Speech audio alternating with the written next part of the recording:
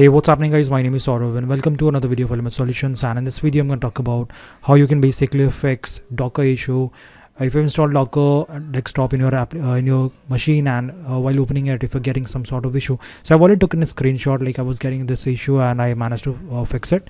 So I'll just quickly show you like how basically I fixed it. So let me just quickly hit the screenshot. So you might probably get, if you're getting this sort of issues, I'll just quickly, this is the issue that I'll cover in this video.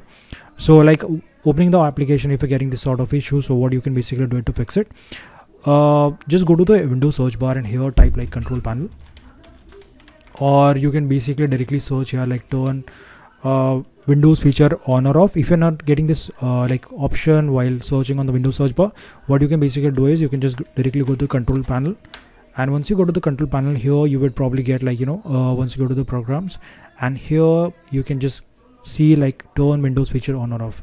So once you click on it, you can just basically see here like we're getting this Hyper-V option.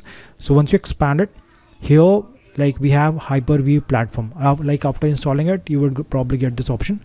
And if this option is disabled, like you are not getting option to select it, it's like disabled, how you can basically enable it. I've just made a quick video like how basically I've done it. So I'll just quickly launch this video in order to show you. So what I have to do, what we have to do is basically just restart your computer, and here like once the application, like the computer is restarted, you just need to press the button like which basically redirects you to the BIOS settings. Like for me, I have Asus motherboard, so I have to press F2 in order to redirect me to the BIOS settings. So once I have redirected to the BIOS settings here, like I'm getting sort of options, and here like if you can see, like I'm getting a lot of options here. And if you see here like on the advanced mode, like if I go to the advanced mode here under, let me just quickly like go back a little bit. So if I go to the advanced mode here, like we can get like a CPU configuration here, like if you can see it here, like CPU configuration, and under this we will get like the option that we are looking for, that is basically virtualization technology.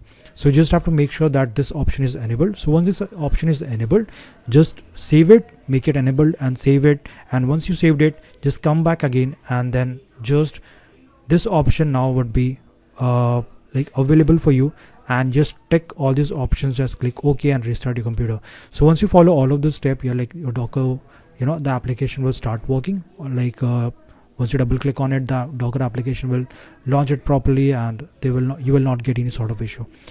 So this is how you can basically fix the issue, guys. So that's it for today, guys. I hope this video was helpful to you. So do not forget to subscribe, and also stay happy and love to learn new life hacks and technical difficulties. Bye bye.